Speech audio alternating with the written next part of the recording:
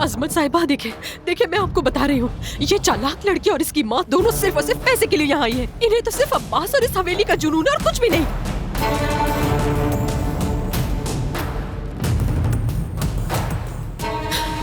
या तो आप इन दोनों को यहाँ से अभी के अभी निकालें, वरना मैं आपको बता रही हूँ कि मैं अपने बच्चों को कहीं और जन्म दूंगी। कसम से अपने पोते पोती को सिर्फ ख्वाबों में देखेंगी आप। इस हवेली में मैं और मेरे बच्चे दोनों की जान खतरे में। अजमत साहिबा, मैं इनसे हर किस्म की बुराई की तवक्को कर। झूठ बोलती है, ड्रामेबाज, तोहमतबाज औरत कहीं की। अम्मी प्लीज चुप हो जाए। आपने सुना नहीं वो क्या कह रही है? वो प्रेग्नेंट है। अरे तुझ पर इल्जाम लगा रही है और तू कहती है मैं चुप कर जाऊं। आपने देखा कैसे जुबान चला रही है? ये तो आपका भी लिहाज नहीं कर रही है।